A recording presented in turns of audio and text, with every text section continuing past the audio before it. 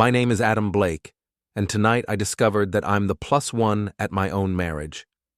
The Riverside High School class of 2004 20-year reunion was supposed to be Claire's night to shine.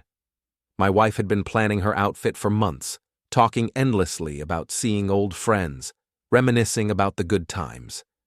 What she didn't mention was that she'd be spending the entire evening draped over Brett Morrison like a cheap suit. I stood in the corner of the gaudy hotel ballroom, nursing my third flat beer and watching my wife of 12 years giggle at everything her high school boyfriend said. The decorations screamed budget committee, metallic streamers that looked like they'd been salvaged from a 1980s prom, and a DJ who apparently thought we all peaked during the Bush administration. Adam Blake! Holy shit, is that really you? I turned to find Tommy Chen, former linebacker, current insurance salesman, and one of the few people here who actually remembered I existed. His handshake was firm, his smile genuine. Hey Tommy, good to see you. Man, you look exactly the same. Still teaching at the high school? 15 years and counting. I gestured toward Claire, who was now letting Brett feed her a piece of cake. My wife's having a blast. Tommy followed my gaze and winced. That's Claire Morrison, right? Wait, no, Claire Blake now. Sorry, man, she looks great. Yeah, she's really embracing the nostalgia tonight. The music shifted to something slow and romantic. Brett extended his hand to Claire, and she accepted without even glancing in my direction. As they swayed together on the dance floor, I heard whispers from a nearby group of former cheerleaders. I can't believe Claire married a teacher. Remember how she used to talk about becoming a big-shot lawyer and marrying rich? Well, she got the lawyer part right. Too bad about the husband. I drained my beer and headed to the bar, where the bartender, a kid who couldn't have been older than my students, poured me a whiskey that tasted like it had been filtered through a gym sock. Adam. I turned to find Lila Matthews, Claire's best friend since elementary school. She was perfectly put together as always, her blonde hair styled in waves that probably cost more than my monthly car payment. Lila, you look stunning. Thank you, sweetie. You clean up pretty well yourself. She glanced toward the dance floor where Claire and Brett were now dancing to their third consecutive song. How are you holding up? Just enjoying the show. Claire's just excited to see everyone. You know how she gets. Yeah, I'm learning a lot about how she gets. Lila's smile faltered slightly. What's that supposed to mean? Before I could answer, Claire appeared at my elbow, slightly breathless and glowing. Adam! There you are! I've been looking everywhere for you. I've been right here for the past hour. Brett was just telling me about his new tech company. It's so exciting. He's developing some kind of app that's going to revolutionize social media marketing. Brett materialized beside her, all white teeth and expensive cologne. He'd been the golden boy in high school, quarterback, valedictorian, the guy who had everything handed to him on a silver platter. 20 years later, he still carried himself like the world owed him something. Adam, right? Claire's told me so much about you. His handshake was deliberately firm, the kind of power play I'd seen 1,000 times from insecure men trying to establish dominance. All good things, I hope. She says you're a teacher. That's noble. The way he said noble made it sound like a disease. Someone has to educate the next generation. Absolutely. Though I have to say, I'm impressed Claire managed to snag herself a real lawyer after graduation. Partner at Henderson and Associates, right? That's a serious firm. Claire beamed at the praise, but I caught the subtle dig. Brett knew exactly what he was doing, praising my wife's success while highlighting my comparative mediocrity. She's very talented, I said evenly. Oh, she always was. Remember junior year, Claire? You said you were going to conquer the world and marry a millionaire. Claire laughed, a sound that used to make my heart skip, but now felt like nails on a chalkboard. God, I was so dramatic back then. Were you? Brett's smile was predatory. I seem to remember you being pretty serious about your goals.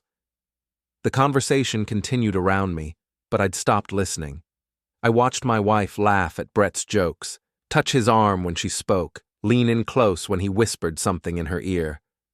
The woman I'd married, the one who used to look at me like I hung the moon, was treating me like furniture.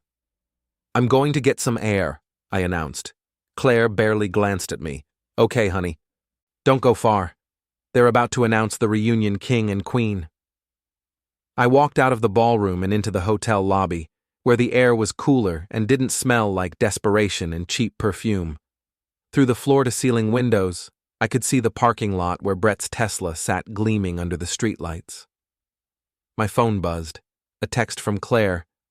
"Having so much fun. Brett invited us to the after-party at the lake house. Hope you don't mind staying late." Us. Like we were a package deal. Like I had any say in the matter.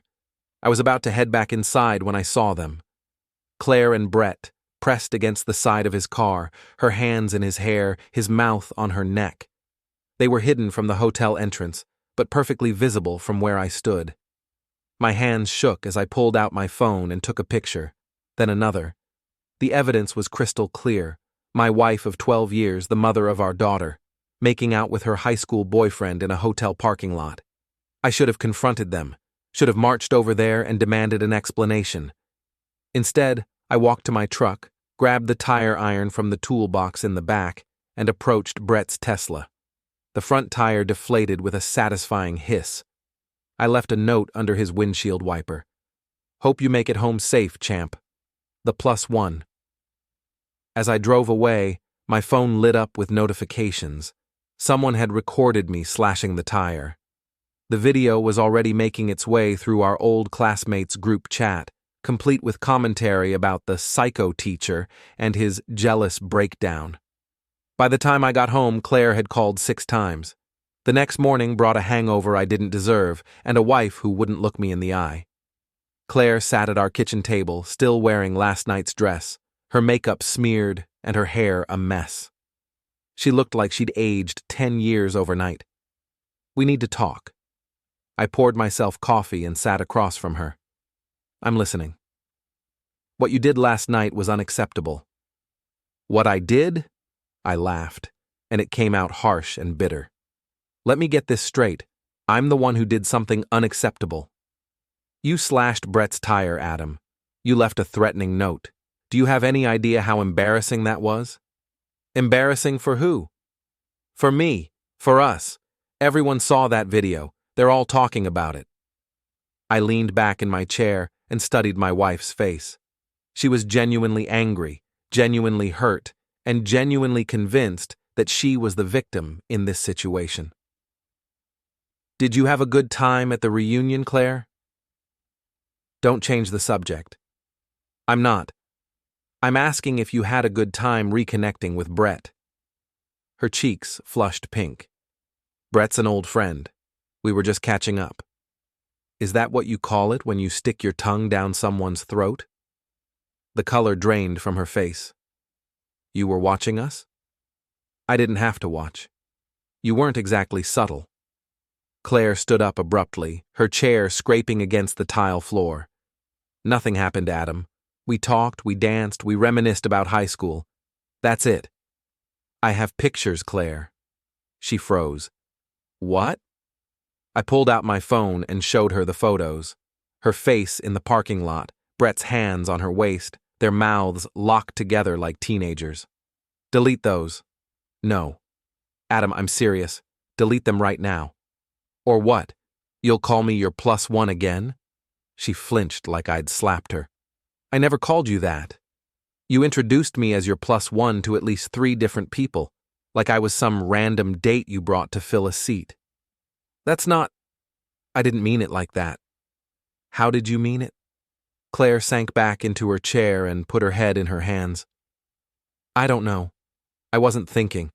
Seeing everyone again, being back in that environment, it brought back a lot of memories."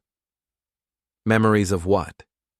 Your life before you settled for the high school teacher?" "That's not fair." "Isn't it? Brett made it pretty clear that he remembered your plans to marry Rich. How disappointed you must be." "Stop it." "Stop what? Telling the truth? You spent the entire night acting like you were ashamed of me, Claire. Like I was some burden you had to drag along. She looked up at me with tears in her eyes. I'm not ashamed of you. Then why did you spend the night with him instead of me? Because... She trailed off, unable to finish the sentence. Because what? Because he makes me feel like the person I used to be. The honesty of it hit me like a physical blow. I'd been prepared for lies, for denials, for anger. I hadn't been prepared for the truth. And who is that person, Claire? Someone with potential, someone with dreams, someone who is going to do something important with her life. You are doing something important. You're a partner at one of the most prestigious law firms in the state. I'm a divorce attorney, Adam. I spend my days dividing up other people's failed marriages and taking a percentage of their misery. That's your choice, is it? Because sometimes I feel like I've been sleepwalking for the past 20 years. Like I made one decision after another without really thinking about what I wanted.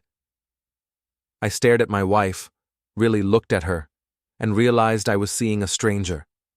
The woman I'd fallen in love with in college, the one who'd supported me through my teaching certification, who'd celebrated every small victory and weathered every disappointment, was gone. In her place was someone bitter and resentful, someone who viewed our life together as a consolation prize. So, what happens now? I don't know. Do you want to work on this? She was quiet for a long time. I need some space to think. How much space? I'm going to stay at Lila's for a few days.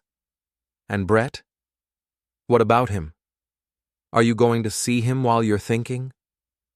Adam, it's a simple question, Claire. Are you going to sleep with your high school boyfriend while you decide whether or not you want to stay married to me? She stood up again, her face flushed with anger. You're being cruel. I'm being honest, something we apparently stopped doing a long time ago. She left that afternoon with 2 suitcases and a promise to call me in a few days. I spent the evening grading papers and trying to pretend my life wasn't falling apart. Monday morning brought a fresh hell. I walked into Riverside High School to find my colleagues whispering in corners and my students snickering behind their hands. The video of me slashing Brett's tire had gone viral in our small town, and everyone had an opinion about my breakdown. Rough weekend, Blake? Principal Harris appeared at my classroom door, his expression somewhere between concerned and annoyed. We'd worked together for 15 years, but I could see him calculating the potential damage to the school's reputation. I've had better. Want to talk about it? Not particularly. The district office called this morning. They're concerned about the video. It happened off school property, on my own time. I know, but you're a teacher, Adam. You're held to a higher standard. Right. Higher than the cheating spouse, apparently. Harris sighed and stepped into my classroom, closing the door behind him. Look, I don't know what's going on in your personal life, and frankly, I don't want to know. But you need to keep it together. The last thing we need is parents questioning whether you're stable enough to be around their kids. I'm fine. Are you? Because from where I'm sitting, it looks like you're one bad day away from a complete meltdown. He wasn't wrong. I felt like I was walking on a tightrope, one misstep away from losing everything.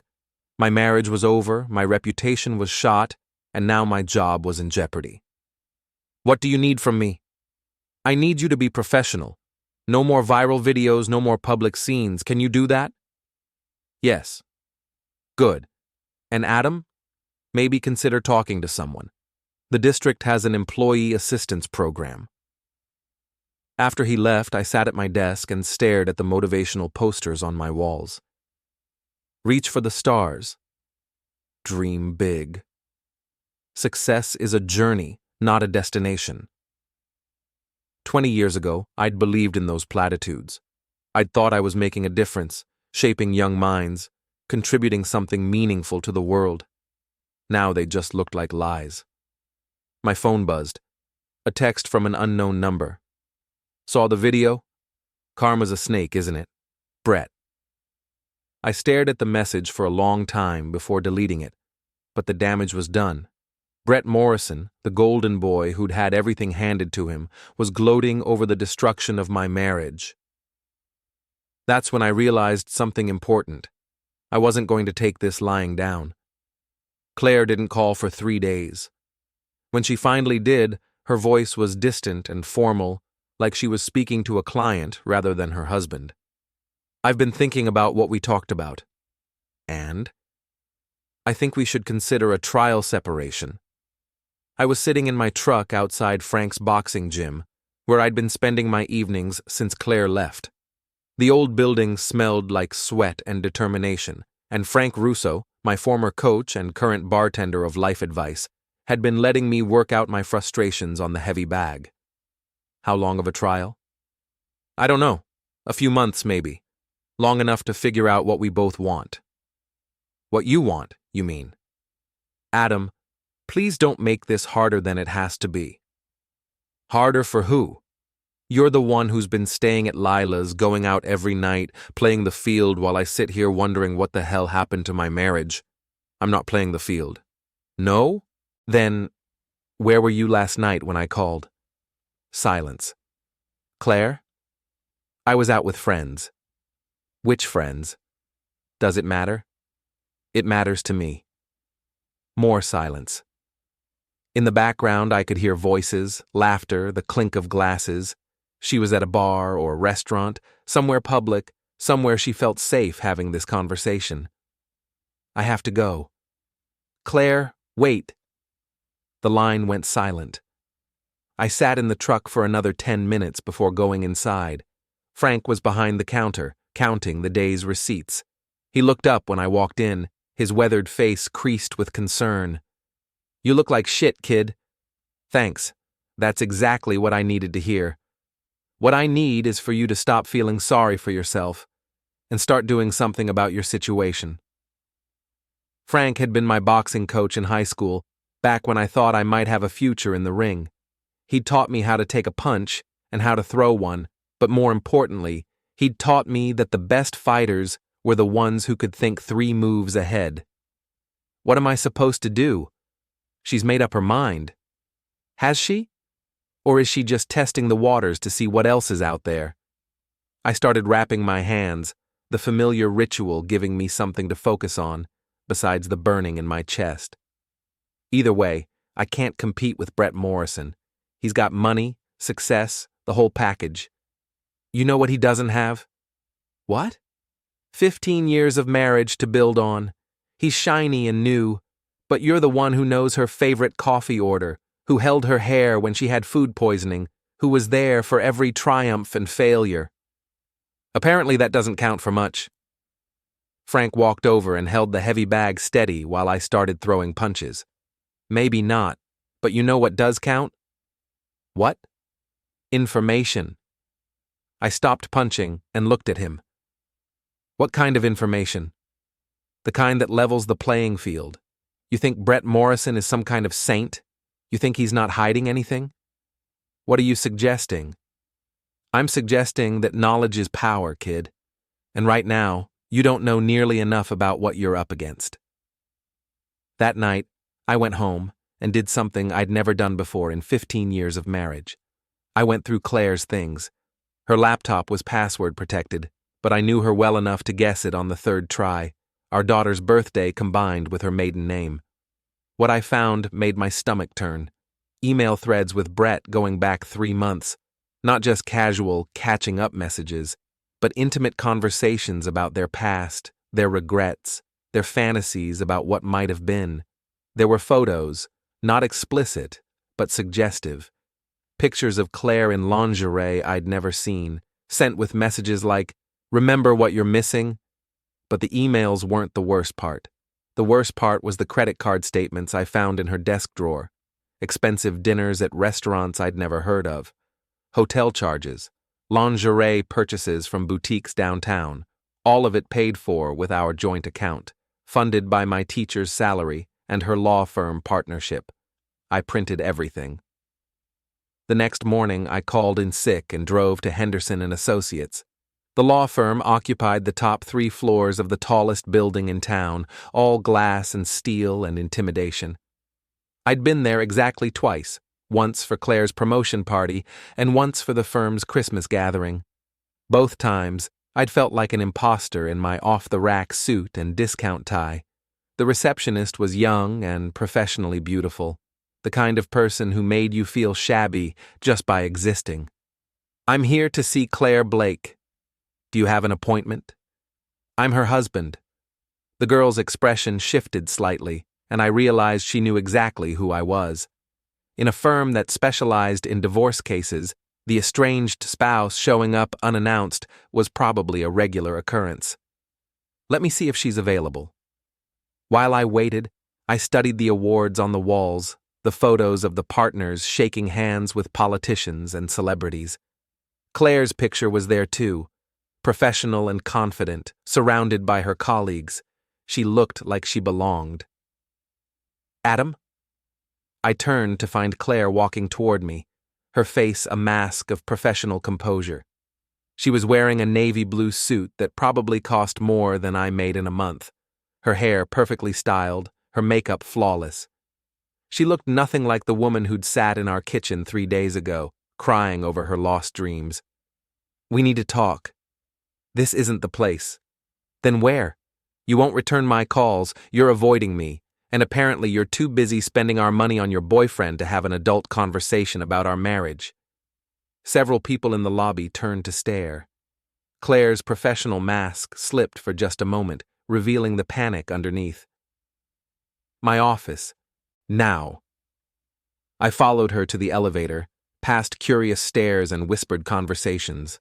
Her office was on the 23rd floor, with floor-to-ceiling windows that offered a panoramic view of the city. It was impressive, intimidating, and completely impersonal. "Close the door." I did, then turned to face her. "Nice office." "What do you want, Adam?" I pulled out the printed emails and credit card statements and placed them on her desk. "I want to know how long this has been going on." She glanced at the papers and went pale. "You went through my things. You're my wife. There are things. You had no right. I had every right, especially since you've been using our joint account to fund your affair." Claire sank into her chair and stared at the evidence of her betrayal. "It's not what it looks like. It looks like you've been sleeping with Brett Morrison for 3 months and charging it to my credit card. We haven't slept together. Yet." She didn't deny it. "So what's the plan, Claire? String me along while you test drive the upgrade? See if Brett's willing to make an honest woman out of you before you file for divorce?" "It's not like that." "Then explain it to me." She was quiet for a long time, staring out the window at the city below. When she finally spoke, her voice was barely above a whisper. "Do you remember what you wanted to be when you were 22? "I wanted to be a teacher." "No, before that. When you were a kid, before you got practical, before you settled. What did you really want?" I thought about it. "A writer, I guess. I wanted to write the great American novel." What happened to that dream? "I grew up. I realized that most writers starve, and I wanted a stable life. I wanted a family. I wanted to change the world.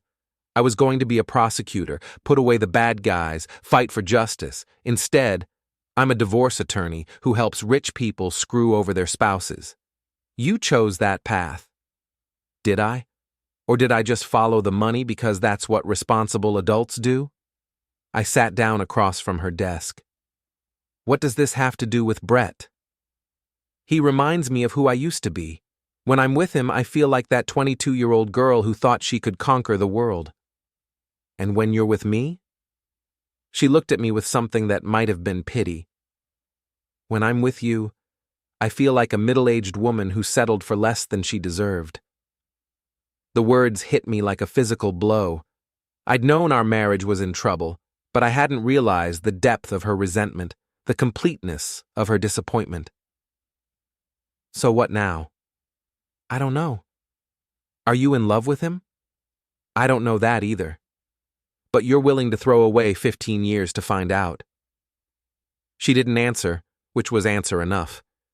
I stood up and gathered the papers from her desk. "I'll make this easy for you, Claire. I'll file for divorce." "Adam, wait." "No, you've made your choice. You've been making it for months. I'm just finally accepting it." I walked toward the door, then stopped and turned back to her. "For what it's worth, I'm sorry you feel like you settled, but I never did. Marrying you was the best decision I ever made. I just wish you felt the same way." I left her sitting in her perfect office with her perfect view, and for the first time in days, I felt like I could breathe. The divorce papers were filed on a Tuesday. By Wednesday, the whole town knew about it. Small towns are like that. Secrets spread faster than gossip, and gossip spreads faster than wildfire. I was eating lunch in my classroom when Tommy Chen knocked on my door. He looked uncomfortable, shifting his weight from foot to foot like a kid called to the principal's office. "Hey, Adam, got a minute?" "Sure. What's up?" He closed the door behind him and sat down across from my desk. "I heard about you and Claire. I'm sorry, man." "Thanks. Look, I don't usually get involved in other people's business, but there's something you should know." I put down my sandwich and gave him my full attention. "I'm listening." "You remember Jake Patterson and Mike Sullivan from high school?" I nodded. They'd been part of our group back then, not close friends, but guys I'd hung out with, played pickup basketball with, gone to parties with. We'd stayed in loose touch over the years, the kind of casual friendship maintained through social media likes and occasional run-ins at the grocery store. They were at Murphy's Tavern last night. Claire and Brett were there too, along with that blonde friend of hers. Lila. Right. Anyway, Jake went over to say hello, be friendly. He mentioned that he'd heard about the divorce and said he was sorry things didn't work out. Tommy paused, looking increasingly uncomfortable. "And?" Claire laughed. She actually laughed and said something like, "I should have done this years ago. I wasted too much time trying to make it work with someone who was never going to amount to anything." The words hit me like a sucker punch, but I kept my expression neutral. "Okay." That's not the worst part. Brett chimed in and said, "Don't worry, babe. You're with a winner now." Then he started talking about how he'd always known you weren't good enough for her, how he'd been waiting for her to come to her senses. "And Jake and Mike just stood there?" Tommy looked down at his hands. "Jake tried to defend you. He said you were a good guy, a good teacher, that you didn't deserve that kind of treatment. But Claire told him to mind his own business, said that anyone who wanted to stay friends with her needed to understand that you were the past and Brett was the future." I leaned back in my chair and processed this information. It wasn't surprising. I'd known Claire was angry, knew she was trying to justify her actions, but hearing it secondhand made it real in a way that hurt more than I'd expected. "There's more," Tommy said quietly. "Of course there is." Mike asked if they were planning to get married. Brett said they were taking it slow, but that he could definitely see a future with her. Then he made some joke about how Claire deserved to be with someone who could actually provide for her. Let me guess, everyone laughed. Some people did, but Jake got pissed. He told Brett he was out of line, that you'd been nothing but decent to everyone and didn't deserve to be trashed like that. Good for Jake. Brett didn't like that. He got all aggressive, started talking about how you'd always been jealous of him, how you'd never been able to handle the fact that he was more successful. Then he brought up the tire slashing incident and said it proved you were unstable. Tommy looked up at me. That's when things got ugly. How ugly? Jake told Brett to shut his mouth or he'd shut it for him. Brett laughed and said something about how you'd probably put Jake up to defending you because you were too much of a coward to do it yourself. I felt my hands clench into fists. What happened next? Mike stepped in before it could get physical. But the damage was done. Jake and Mike left, and from what I heard, they're not the only ones who are pissed off about how Brett and Claire are treating you. Meaning? Meaning you've got more friends than you think, Adam, People remember what kind of guy you are. They remember that you coached Little League for free, that you organized the food drive when the Hendersons lost their house, that you've been teaching their kids and treating them right for 15 years. But, Tommy sighed, but they also remember that Brett Morrison has money and connections, and Claire's a lawyer who could make life difficult for anyone who crosses her. I understood. In a small town, taking sides in a divorce was risky business. People had to be careful about who they alienated. So what are you saying? I'm saying that Jake and Mike want to talk to you. They're planning to meet at Frank's gym tonight around 7. They thought maybe you could use some support. And you? I'll be there too. Brett Morrison might have money, but he doesn't have character. And in the long run, that's what matters. After Tommy left, I sat in my empty classroom and thought about friendship, loyalty, and the cost of taking a stand. I'd spent the past week feeling sorry for myself, wallowing in self-pity and righteous anger. But Tommy's visit reminded me that I wasn't alone in this fight. That evening, I drove to Frank's gym with a sense of purpose I hadn't felt in weeks. Jake, Mike, and Tommy were already there when I arrived, along with Frank and 2 other guys I recognized from around town. Adam! Jake stood up and shook my hand firmly. He was a big guy, a construction foreman with calloused hands and a direct manner. Good to see you, man. Thanks for coming. Wouldn't miss it. We need to talk about what happened last night. Mike nodded in agreement. He was quieter than Jake, an accountant who chose his words carefully. Brett Morrison crossed a line. It's not just Brett, said Frank. It's the whole situation. The way they're treating you, the way they're talking about you around town. It's not right. I looked around at the faces of these men, not all close friends, but all decent people who'd decided to take a stand on principle. It was more support than I'd expected, more than I probably deserved. I appreciate this, guys, I really do, but I don't want anyone getting involved in my mess. Too late for that, Jake said. We're already involved. The question is, what are we going to do about it? What do you mean? I mean, Brett Morrison thinks he can waltz back into town and steal another man's wife, then trash that man's reputation for sport. He thinks his money makes him untouchable. Maybe it does. Bullshit, Frank interjected.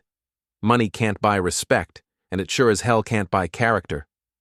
Mike leaned forward. I've been doing some research on Brett's company.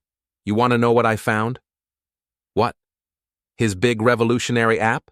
It's a pyramid scheme dressed up in tech jargon. He's been taking investor money and using it to fund his lifestyle while delivering nothing but promises and PowerPoint presentations. Are you sure? I'm an accountant, Adam. I know how to read financial statements. His company is hemorrhaging money and his investors are starting to ask uncomfortable questions. Jake grinned. Sounds like our boy Brett might not be as successful as he pretends to be. That's not all, Mike continued. I also found out that he's been married twice since high school. Both marriages ended in messy divorces, and both ex-wives accused him of cheating. I felt a spark of something I hadn't experienced in weeks. Hope. What are you thinking? Frank stood up and walked over to the heavy bag. I'm thinking it's time to remind Brett Morrison that actions have consequences. I'm not going to do anything illegal. Who said anything about illegal? I'm talking about making sure the truth comes out, making sure people know exactly what kind of man they're dealing with. Jake nodded. Claire wants to be with a winner? Let's make sure she knows what she's really getting. Over the next 2 hours, we developed a plan. It wasn't elaborate or sophisticated, but it was thorough. Mike would continue digging into Brett's financial situation and share what he found with the right people. Jake would spread the word about Brett's romantic history among the construction crews and blue-collar networks around town. Tommy would work his insurance contacts and make sure Brett's reputation in business circles took a hit. And me? I would do what I did best. Teach. What does that mean? Mike asked. I smiled for the first time in weeks. It means I'm going to give Brett Morrison an education he'll never forget. As we shook hands and prepared to leave, Frank pulled me aside. You sure about this, kid? Once you start down this road, there's no going back. I'm sure. Good, because that snake has it coming. I drove home that night, feeling better than I had since the reunion. For the first time since this whole mess started, I wasn't just reacting to events, I was planning them. Brett Morrison had spent 20 years thinking he was untouchable, that his money and charm could get him anything he wanted. He was about to learn that some things can't be bought, and some people don't go down without a fight. The plan began to unfold on Friday. Mike's financial research had revealed that Brett's company was not just struggling, it was on the verge of collapse. 3 major investors had already pulled out, and the state attorney general's office was conducting a preliminary investigation into possible securities fraud. Jake had been equally productive. Through his network of construction workers, bartenders, and small business owners, word was spreading about Brett's history of failed marriages and questionable business practices. In a town where reputation mattered, Brett's carefully crafted image was starting to crack. But it was Tommy who delivered the most interesting piece of information. I was talking to my buddy who works at the bank, he said, when he called me Friday evening. Guess whose business accounts got frozen yesterday? Brett's? Bingo.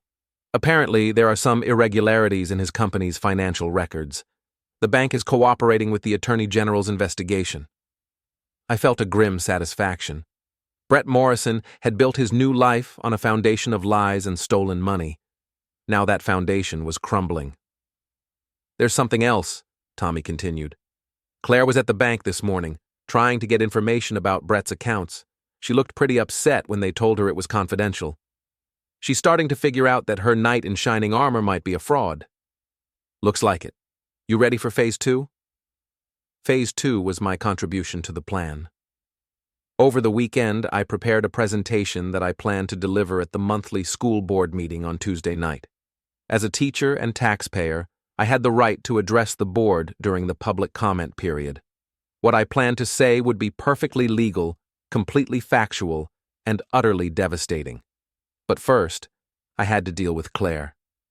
She called me Sunday afternoon, her voice tight with stress. We need to talk. About what? About the divorce. About the settlement. I thought Lila was handling that for you. Lila's not a divorce attorney. I need to handle this myself. Conflict of interest? What's that supposed to mean? Nothing. When do you want to meet? Tonight, 7 o'clock at Murphy's. Murphy's Tavern was neutral ground, a local bar where half the town went to drink beer and watch sports. It was also where Claire and Brett had been holding court for the past week, accepting congratulations on their new relationship and sympathy for Claire's difficult marriage.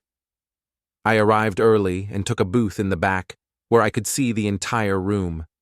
The Sunday night crowd was light, a few regulars at the bar, a young couple sharing nachos, some guys watching a baseball game on the big screen. Claire walked in at exactly 7 o'clock, looking professional and composed in dark jeans and a white blouse. She spotted me immediately and walked over, her heels clicking on the wooden floor. Thank you for coming. You said it was important. She sat down across from me and folded her hands on the table. I've been thinking about our conversation at my office, about what you said. Which part? About filing for divorce. I think we should try counseling first. I stared at her, genuinely surprised. Counseling? Marriage counseling, to see if we can work through our problems. What problems, Claire? The problem where you've been cheating on me for 3 months, or the problem where you're embarrassed to be married to a teacher. I haven't been cheating. Emotional affair, physical affair. What's the difference? There's a big difference, and you know it. I leaned back and studied her face. She looked tired, stressed, older than her 35 years. What's really going on, Claire? What do you mean? I mean you've spent the past week telling anyone who'll listen that divorcing me is the best decision you ever made. Now suddenly you want counseling. What changed? She looked down at her hands. Maybe I was hasty. Maybe I said things I didn't mean because I was angry. Or maybe you found out that your boyfriend isn't as successful as he pretends to be. Her head snapped up. What are you talking about? I'm talking about Brett's company being investigated for fraud. I'm talking about his frozen bank accounts and his history of failed marriages. I'm talking about the fact that your upgrade is actually a downgrade. The color drained from her face. How do you know about that? Small town, Claire. Word gets around. Those are just rumors.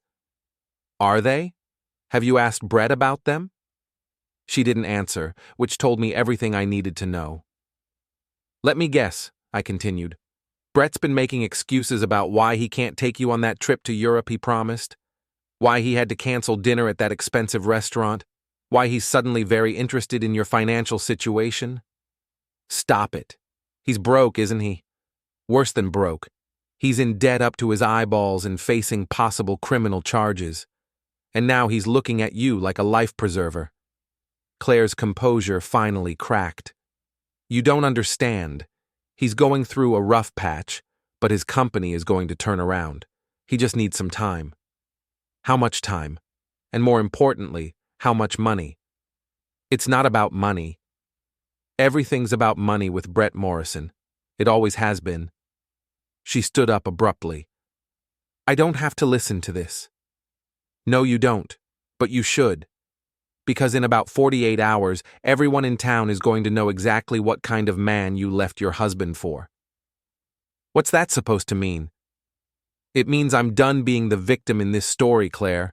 I'm done being the pathetic husband who got dumped for a better model. It's time for the truth to come out. What truth? I smiled, and it wasn't a nice smile. All of it. She left without another word, her face pale and her hands shaking. I finished my beer and drove home, feeling better than I had in months. Tuesday night arrived with a thunderstorm that seemed appropriate for what I was about to do. The school board meeting was held in the high school auditorium, and despite the weather, there was a decent crowd: parents, teachers, local politicians, and curious townspeople who had nothing better to do on a Tuesday night. I sat in the back and waited for the public comment period. The board went through their usual business: budget discussions, policy updates, personnel matters, while I reviewed my notes one final time. We'll now open the floor for public comments, announced the board president. Please state your name and address for the record. I walked to the podium, my heart pounding, but my voice steady. Adam Blake, 412 Maple Street. I'm a teacher at Riverside High School, and I've been a member of this community for 15 years. I looked out at the crowd and saw familiar faces: colleagues, parents of my students, neighbors. In the third row, I spotted Claire sitting next to Lila, both of them looking tense. I want to talk tonight about the importance of character in our community, about the difference between success and integrity, and about the responsibility we all have to protect our children from people who would take advantage of their trust. I clicked to the first slide of my presentation, a photo of Brett Morrison from his company's website, along with a list of his supposed accomplishments. This man has been a frequent visitor to our town recently. He's been presenting himself as a successful entrepreneur, a role model for our young people. He's been welcomed into our community, our businesses, our social circles. Click. The next slide showed newspaper clippings about the Attorney General's investigation.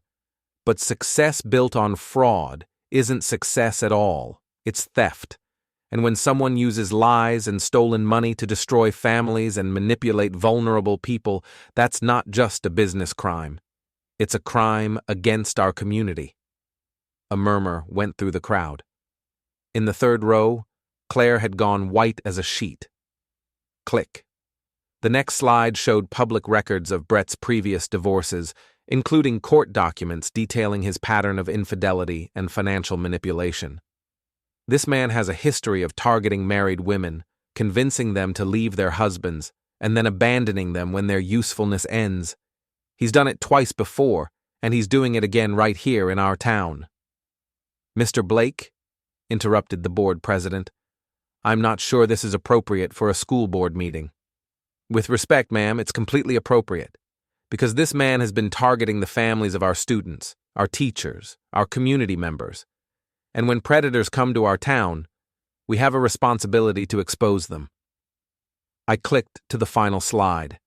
A timeline showing Brett's relationship with Claire alongside his company's financial collapse. The timing isn't coincidental.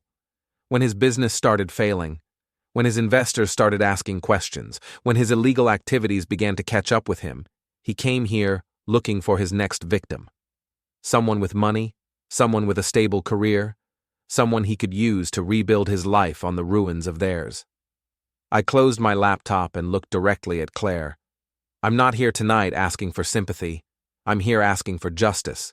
This community has always stood up for what's right, has always protected its own from outsiders who would do us harm. I'm asking you to do that now. I walked back to my seat in complete silence. For a moment, the only sound was the rain against the windows. Then the whispers started, growing louder as people turned to look at Claire and began putting the pieces together. The board president gavelled for order, but it was too late. The damage was done. As people filed out of the auditorium, I saw Claire and Lila hurry toward the exit, but they weren't fast enough to avoid the stares, the whispers, the sudden understanding of what had really happened. My phone buzzed with a text from Frank. Watched it online. Well done, kid. Another from Tommy. Holy shit, Adam. You just nuked him from orbit. And one from Jake. Brett Morrison just left town. Saw him loading his car an hour ago. Guess he got the message. I drove home through the storm, feeling like a weight had been lifted from my shoulders. For the first time since the reunion, I felt like myself again. The truth was out there now, spreading through the town like wildfire. Brett Morrison's carefully constructed facade had been stripped away, revealing the fraud and predator beneath. And Claire? Claire would have to live with the consequences of her choices, just like everyone else. Justice, it turned out, was a dish best served publicly.